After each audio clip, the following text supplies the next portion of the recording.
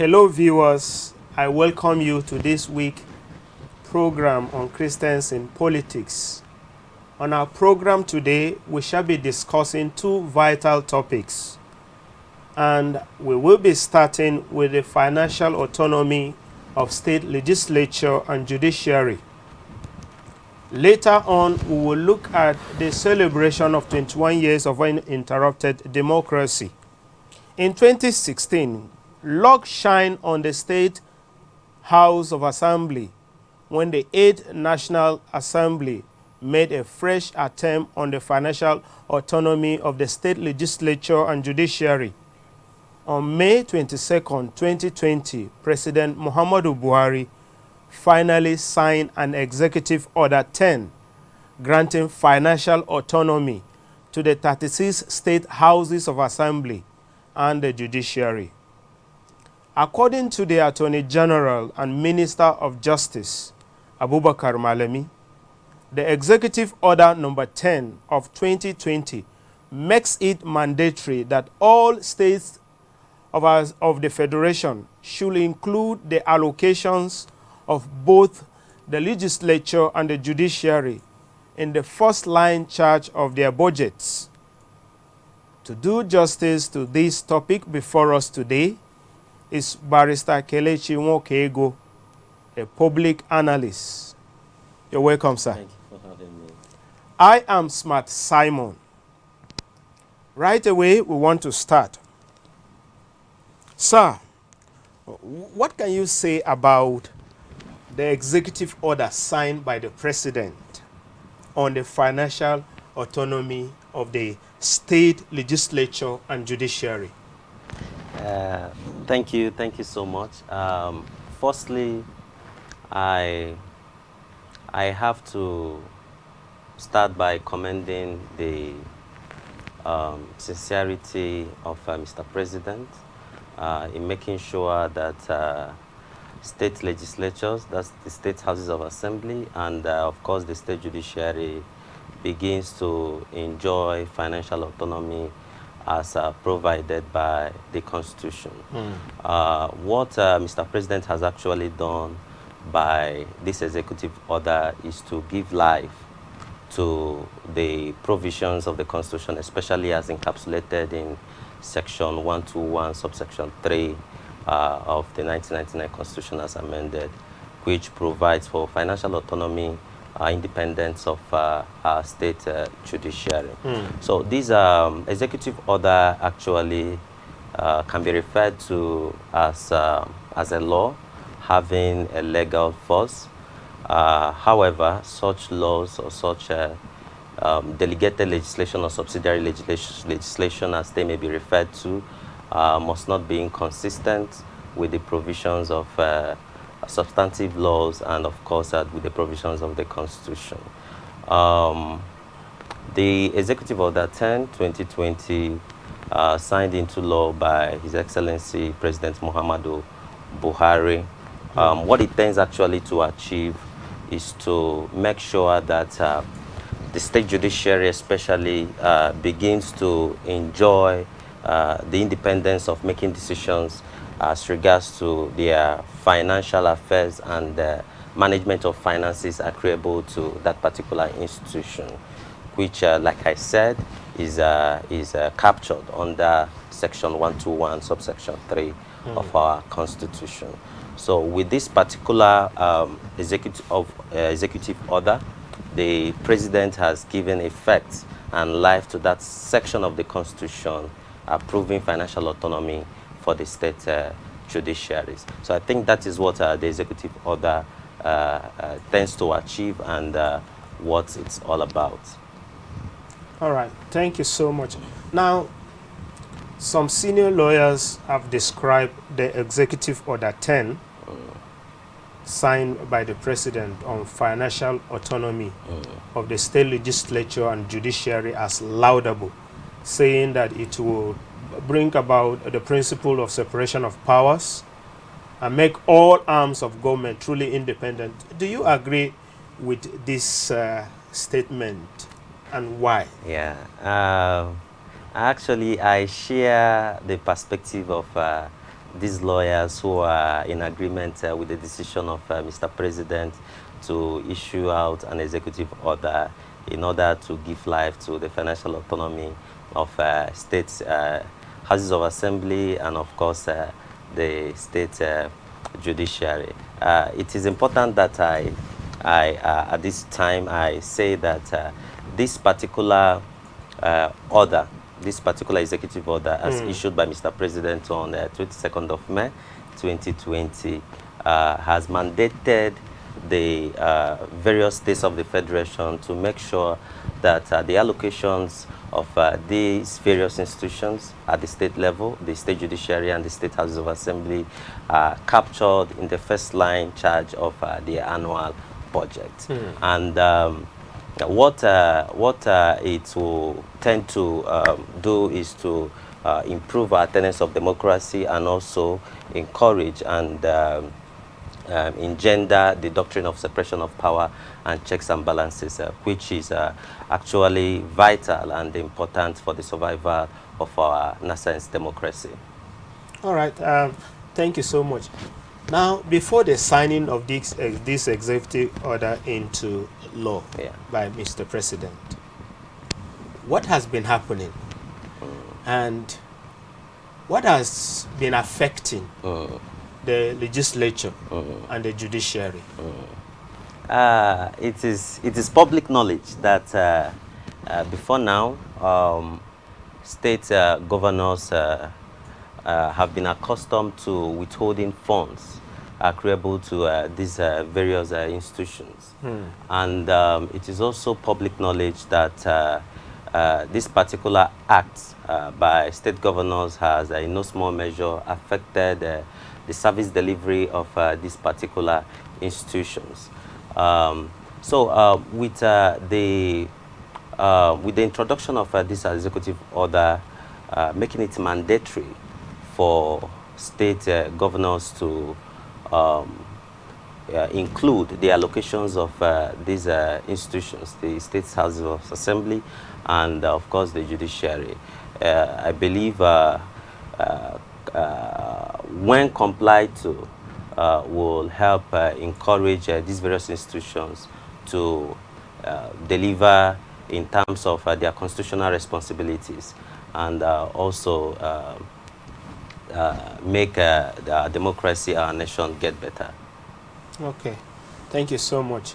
Now, will it be the reason why in most states of the Federation before now, governors seems to have their way, both in the State House of Assembly and in the judiciary? Hardly will they send anything into the houses of assembly, and then that thing will not be attended to, because they know that the governors are their pay masters. So they will always play to the tune of the governors. And some other times also, the judiciaries themselves don't usually judge their own case based on the fact that is before them, but they're also looking at the governor, his body language, so that they won't be denied of their privileges. I guess these are some of the things that has been happening. Do you agree with that? Actually, in the lead up to the 2010 constitutional amendments by the 8th Assembly over this particular issue of granting financial autonomy to state legislatures, we saw a situation where the National Assembly, both houses, passed that particular bill, which is people-oriented. And but when that bill was sent to the various states houses of assembly for concurrence, actually only 23 states out of 36 states of the Federation assented to that particular bill, whereas 24 states, which is a two-thirds of the 36 states of the Federation, is actually needed to make such constitutional alteration Okay. come to life. So governors at that time were actually accused of influencing the decisions of the speakers and of course members of the various state houses of assembly in order to make sure that that particular bill doesn't come to limelight. So it's actually a problem. It's actually a problem for our nation and for our people. But like I have said, this executive order gives effect. What it's going to do is to give effect, because the provision, the Constitution has already provided for financial autonomy for state judiciary, Okay. and this executive order gives effect to that particular provision of the Constitution. So I think the governors actually they've long before now done so much in order to make sure that the state houses of assembly and of course the state judiciary don't have access to their funds, and they determine, who pays the piper, determines dictates the tune. Yeah, dictates the tune. So that's just our situation right now. All right. Thank you so much. Thank you. Now, another set of people have countered the executive order signed by the president, stating that he lacks the legal authority as the issue of financial autonomy of state legislature and judiciary is purely a constitutional matter. So Barrister, any contradicting opinion on this and on this matter, and why? Yeah, I believe this issue of Executive Order 10 signed into law, it has erupted so much controversy amongst lawyers. But the truth is that when a rule or a regulation such as this, though having the force of the law, is inconsistent with the provisions of the Constitution, such law, to the extent of its inconsistency, is declared null and void. And this is actually the wordings of Section 1 of our Constitution. It is clearly stated that where any law whatsoever is inconsistent with the provisions of the Constitution, such law shall, to the extent of its inconsistency, be declared null and void. However, I think pursuant to Section 121, subsection 3 of the Constitution, which provides that that the states of the Federation, that all monies accruable to the state judiciary in the state consolidated revenue fund should be forwarded to, or should be paid directly to the heads of the court for onward disbursement. So to this extent, I think Mr. President is on the right track in making sure that the state judiciary enjoys financial independence and autonomy, because, like I've said, it is clearly stated in the Constitution. What he's trying to do is to give life and effect to these provisions of the Constitutions, and also to provide, just like as stated in the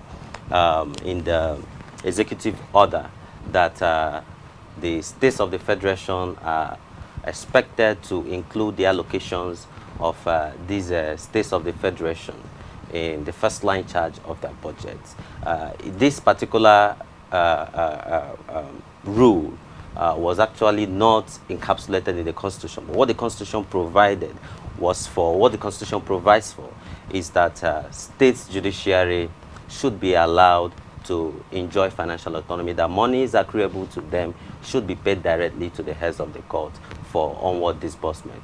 So, but Mr. President is giving life and effect to it by providing ways through which this can come to fruition. And that is why he has mandated the states of the Federation to make sure that these monies accruable to the various states houses of assembly, and of course the state judiciary, is paid directly to the heads of the court for onward disbursement. And where where they refused to adhere to such order. I believe he also constituted a committee to observe a level of compliance from the state governors. And I think he has also charged the Attorney General of the Federation to withdraw allocations that are meant for these various institutions, where from the state allocations, where the state governors failed to, hand over monies accruable to the institutions for, Now, to put it in another way, or another perspective, what I'm saying is that some lawyers have said this is a constitutional matter, and that Mr. President does not have legal authority to sign executive order. Is there any contradiction? Because you have also mentioned that it is in the Constitution that Mr. President is just trying to add flesh to it to bring it to fruition. So, any contradiction that whatever that is in the Constitution, is the president of a country allowed to also sign another executive order on such matters? Yeah, I think Mr. President actually acted based on powers conferred on him by Section 5 of the Constitution, which actually expects him to make sure that the provisions of the Constitution are maintained as they are. So it is in pursuant of this particular section and in compliance of this particular responsibility conferred on him by Section 5 of the Constitution that he is coming up to say that this provision of the Constitution as captured under Section 121 of the Constitution is adhered to. So there is no contradiction. Yeah, but when you look at that said provision of Section 121 subsection 3, what it actually made mention, what it actually contemplated on, is the state judiciary and not the various states' houses of assembly. However, if an alteration should be made on the Constitution in this regard to include financial autonomy for the state houses of assembly, I think it is the responsibility, it is the constitutional responsibility of the National Assembly to make a law to alter the Constitution, granting financial autonomy to the various states house of assembly. The president lacks the constitutional power. The president lacks the constitutional power to alter the Constitution to include financial autonomy for the various states' legislative houses of assembly. The Section 121 subsection 3, which they actually came under to grant this financial autonomy, only contemplates financial autonomy for the state judiciary. So if the various state houses of assembly should be allowed also to enjoy the this particular financial autonomy, it is the duty of Mr. President can actually maybe go in form of an executive bill to the National Assembly, asking them for an alteration in this particular section of the Constitution to include financial autonomy for states' houses of assembly. And it is also public knowledge that procedures, there are quite stringent procedures for the Constitution to be altered. Like I said ab initio, in 2010, when the 8th National Assembly actually made an attempt to alter the Constitution and include financial autonomy for the various states' legislative houses of assembly. They succeeded in passing the bill, both houses, the upper chamber and the lower chamber. That's the Senate and the House of Representatives. But such bill, that particular bill was also sent to the state houses of assembly for concurrence, which at that time failed. So whenever a constitutional alteration is made,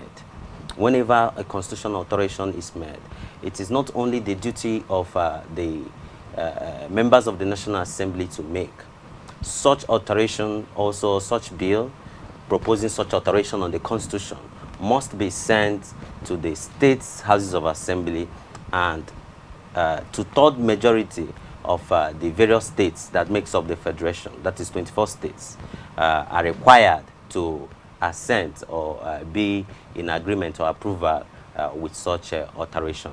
So for those saying that financial autonomy of state legislative houses of assembly is purely a constitutional matter, they are right. Okay. And also, they are also right. I share also in the perspective that Mr. President cannot so moto alter the constitution. And though in 2018, that was after the Not Too Young to Run bill was signed into law. An alteration, a fourth alteration on the Constitution was also made, and on granting financial autonomy to the various state houses of assembly. But the issue was such, after the National Assembly must have, after the National Assembly concluded on their legislative job, was same forwarded to the various states for concurrence. That's the question. And I think that is where those who are in disagreement with Mr. President, and when you look at that executive order, what actually they made mention of was Section 121, subsection 3 of the Constitution. It is under this particular section that they brought this proposal or this order, this particular executive order asking for financial autonomy for state legislative houses of assembly and state judiciary. But this particular section strictly contemplates on financial autonomy for the judiciary and not the various state houses of assembly. Okay, thank you so much. Now, before we go on a short break, we need to do this. What do you expect from the state legislature and judiciary now that there is financial autonomy? Okay. To whom much is given, much is actually expected. For the state judiciaries and state legislative houses of assembly, I think it's time for them to live up to expectation and make sure that the doctrine of checks and balances, their constitutional responsibility, they live up to their constitutional responsibilities, and make sure that they serve as a watchdog, as contemplated by the Constitution on the executive arm. However, I believe also that I also pray that this particular executive order will not lead to legislative rascality and judicial autocracy. There should be a form of whereas they are supposed to be independent institutions, it is also expected of them to work harmoniously towards making sure that our aspirations as a nation are attained. Okay, so all of this is for the betterment of the people. All of this to ensure that there is evidence of democracy. Yeah. Not that judiciary now will begin to say, look, we have arrived. Yeah.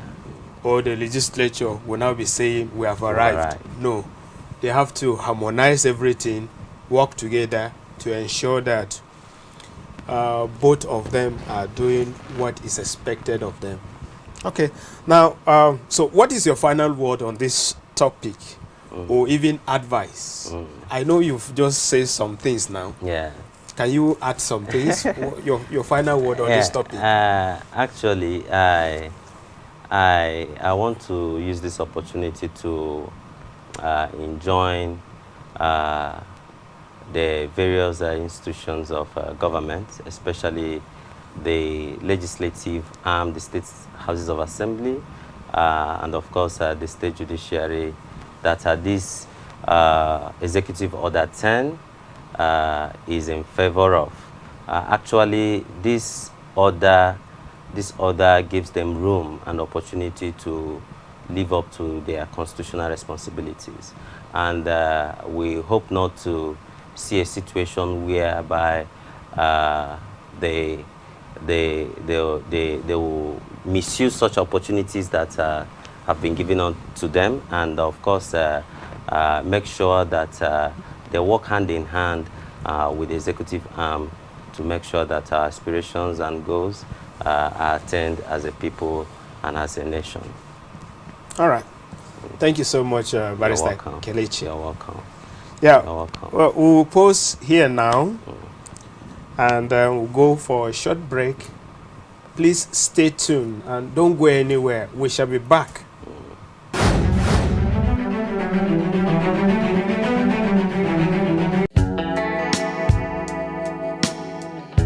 Why do we fall ill? Is it possible to stay without falling ill? Is God interested in our health? Can we get access to cheaper health anywhere? Do you want tips on how to stay healthy? Then join me, Angela Weze, on Health Watch every Tuesday at 9:30 a.m. with repeat broadcasts on Thursday at 2 p.m. and Saturday at 1:30 p.m. as health experts provide answers to your questions on how to remain healthy physically, mentally, socially, and spiritually here on. God bless you.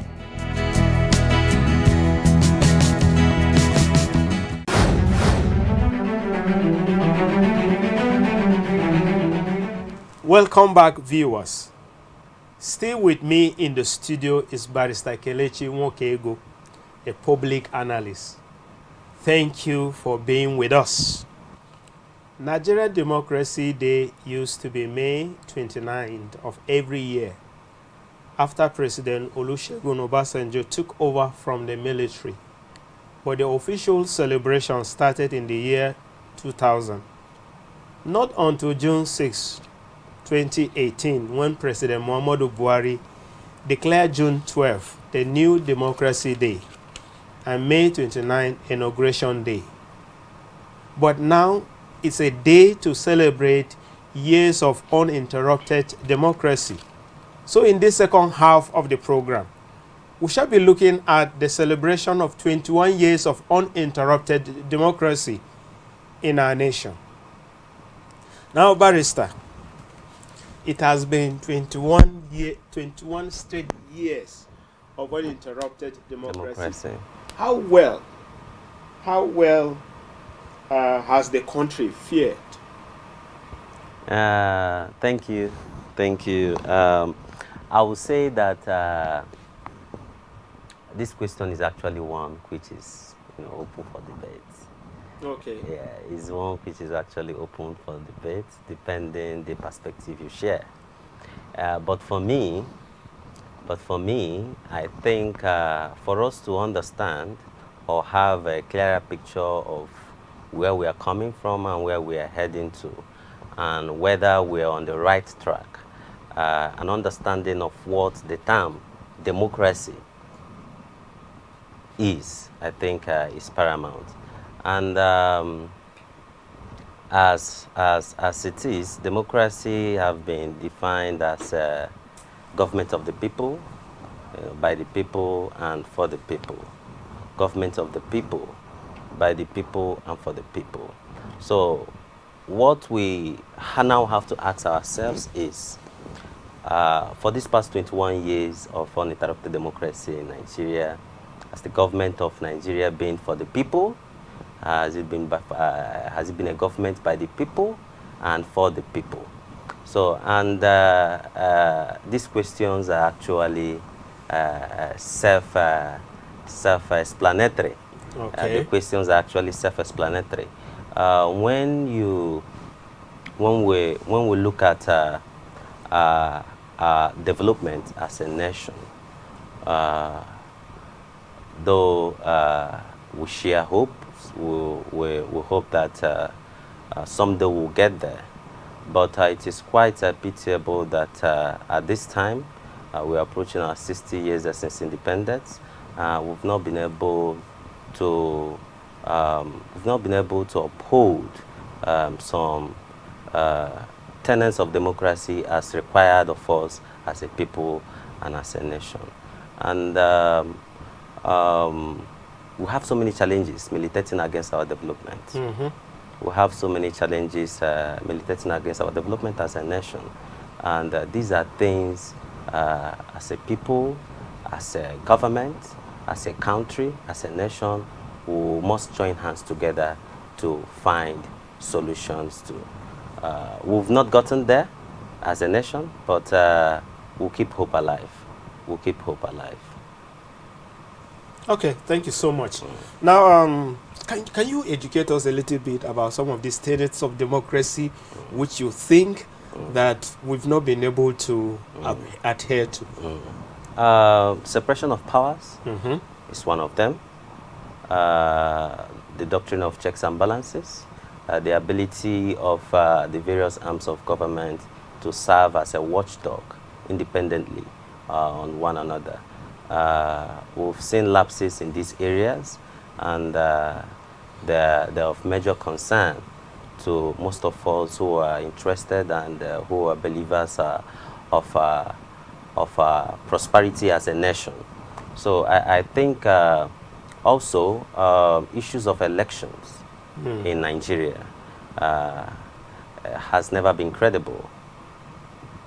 Issues of election as a country in Nigeria, it has not been credible. And in fact, sorry to cut you, of recent, just day before yesterday, and yesterday, there was election in Benue State. And then I watched one of the clips from that election. The electoral officers just sat down and were just busy printing. And the person that was doing the coverage, recording, the coverage, was like, see election for Nigeria. It's actually a sad one, because it is in Nigeria that you see a candidate in an election winning in the polling unit, and another candidate being declared winner at the collection center. It's really an unfortunate issue, and that has actually allowed people of who are actually intellectually and morally bankrupt to handle the affairs of our country, and as such, leading to the destruction of most of our institutions of government, and leading to poor service delivery and returning dividends of democracy to the people. All right, thank you so much. Now with all that you have said, with that being said, what type of democracy are we practicing in Nigeria? It's participatory democracy, but it's participatory democracy, of course. But we now ask ourselves how much of the decision of the people really counts in our country. It's participatory. The people are actually meant to be the umpire of democracy. The people are actually meant to be the umpire of democracy in our country, Nigeria. But the question is, are their decisions allowed to count? So the people don't decide anything. That's the question. That's the question still begging for an answer. The people have actually been subjected to what ordinarily should not be. For instance, I've monitored elections in Nigeria. I've been part of election process in Nigeria, and I've seen how things are done. And I think if we must grow as a nation, if we must attain our aspirations as a nation, such things should not be allowed to continue. Just like I said, situations where people, people queue up, come out very early in the morning to queue up to vote in an election, and after voting in an election, and a particular candidate declared the winner, you go to the collection center and you hear a different result. It's really a bad one. It's really a bad one. It's hurting.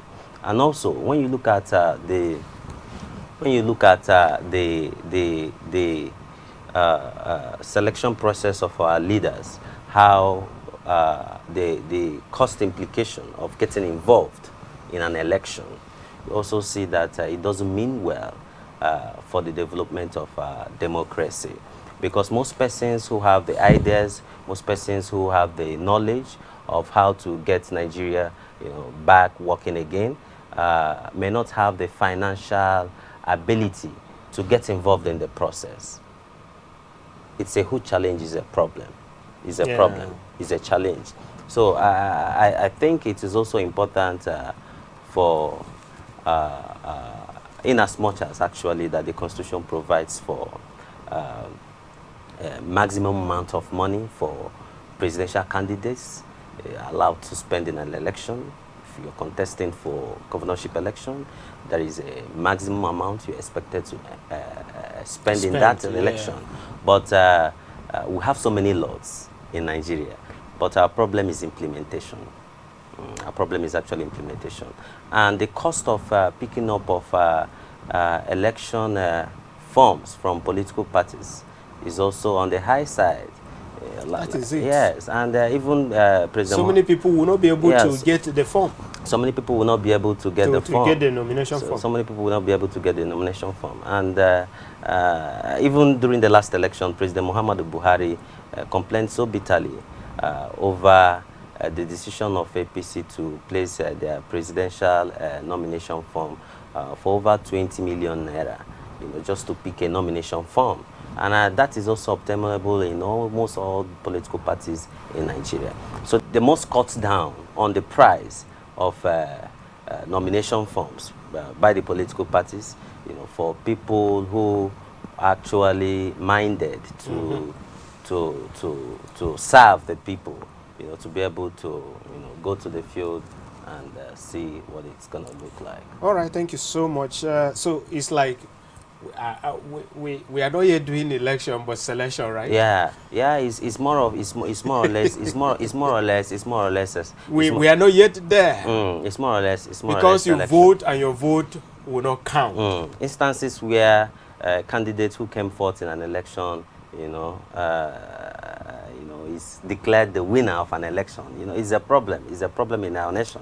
It's a problem in our country. The lawyers and the judiciary will have to tell us that one. What they did. Okay. So what are the major problems of democracy in Nigeria? I've talked almost on that. But like I said, there is need for us to reduce costs. Okay. Yeah.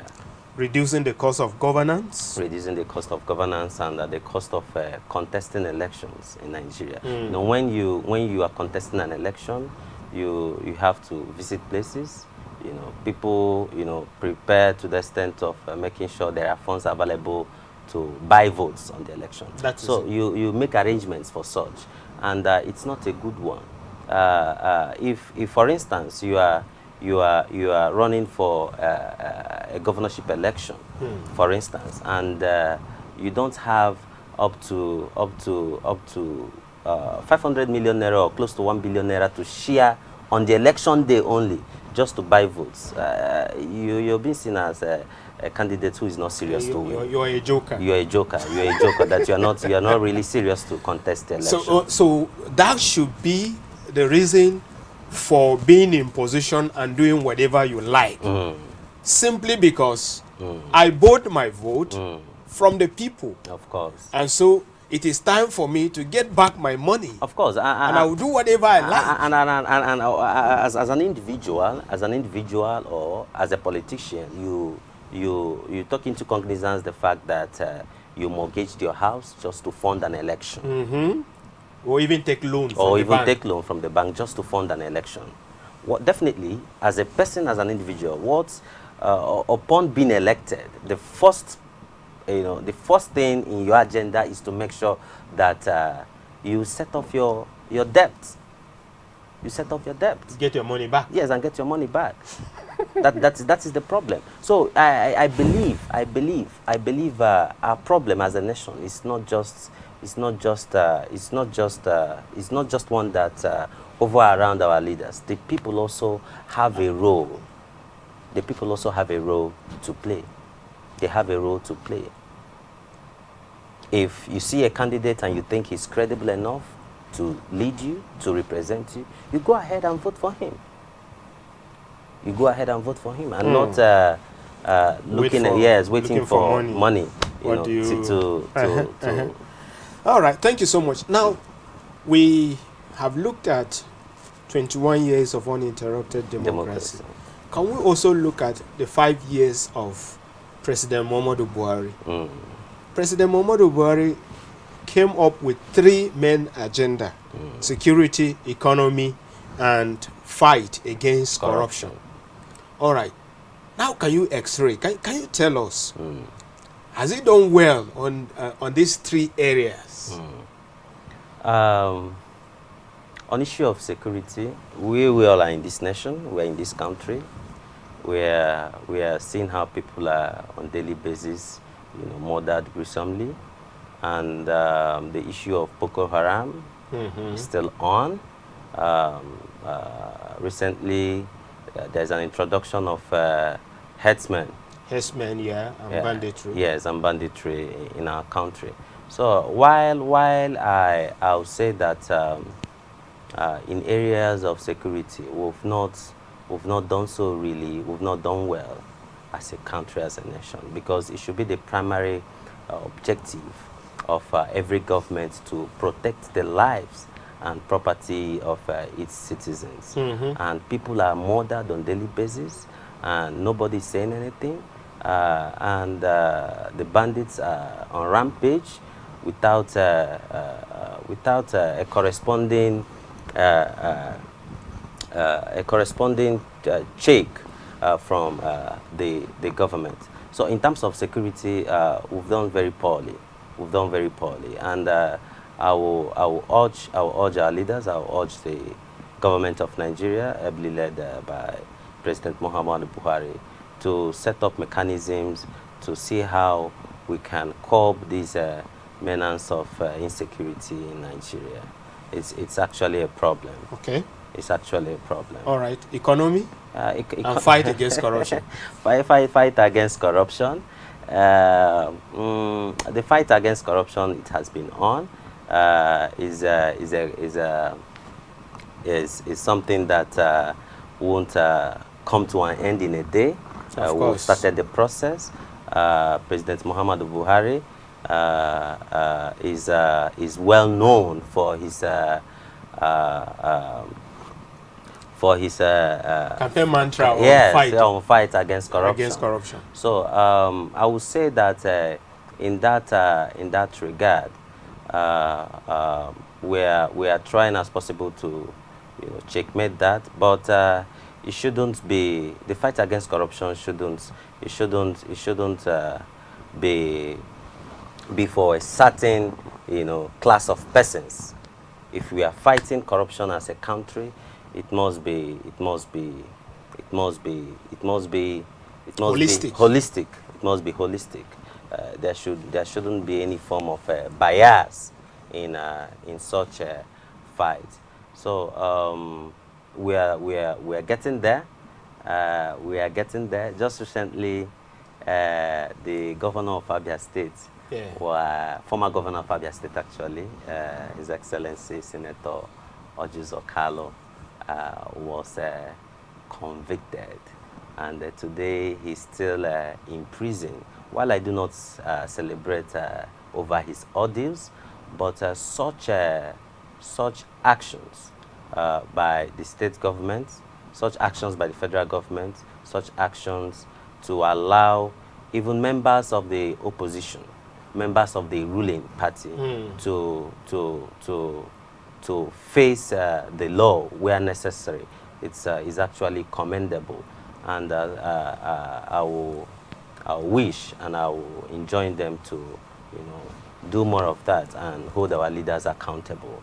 Accountability is sacrosanct if we must deliver dividends of democracy to our people. Okay. Thank you so much. But I learned that he has been released.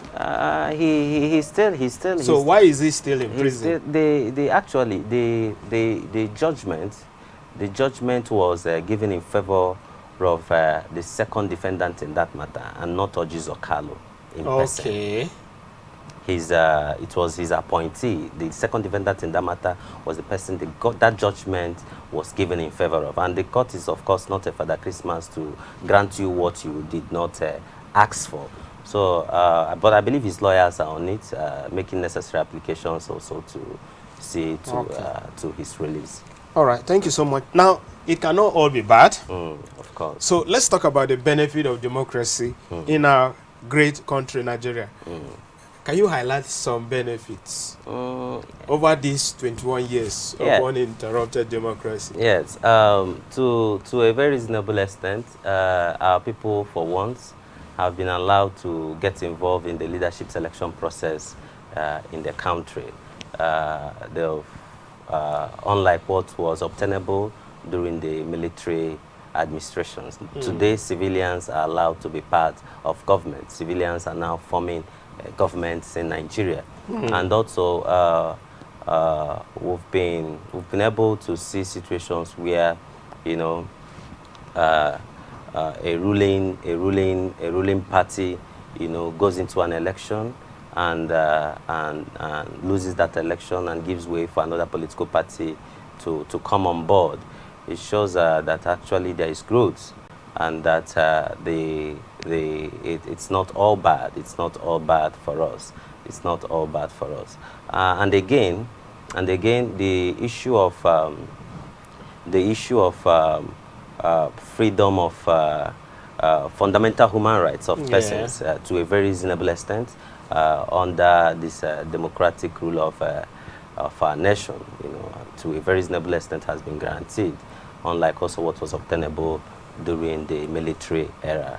So we are making progress. We are making progress, and I hope we'll get there. Okay, thank you so much. So what would be your final advice to the Nigerian leaders? I hope some of us are listening. So can you look at them and you know, give them your own final advice on this topic? Yeah. My advice to Nigeria leaders, and of course the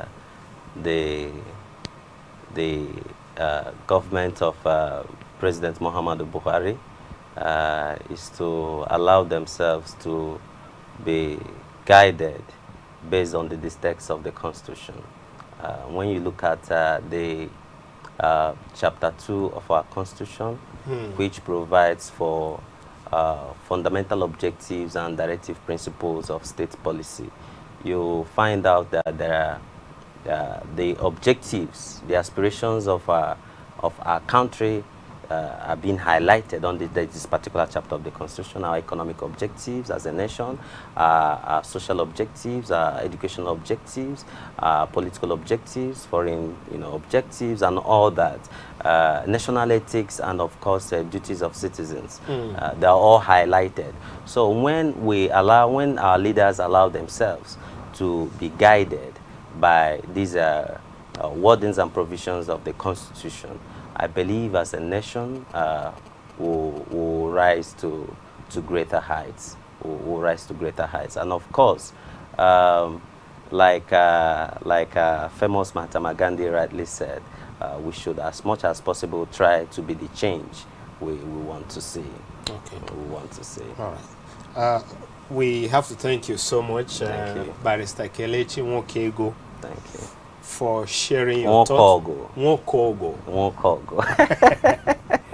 All right, thank you so much, Barrister Kelechi Nwokogo. Yeah. All right. You're getting it. You're there. I'm getting it. Thank you for talking to us and for sharing your thought with us on this very important topic, the financial autonomy of the state legislature and judiciary, and of course also looking at our 21 years of uninterrupted democracy. Thank you so much for your time and for coming. It's my pleasure. Bless you, sir. Thank you for having me. We are grateful. that is it on the show today. Until we come your way again, same time, same station next week, remember, politics is unavoidable and necessary. I remain Smart Simon.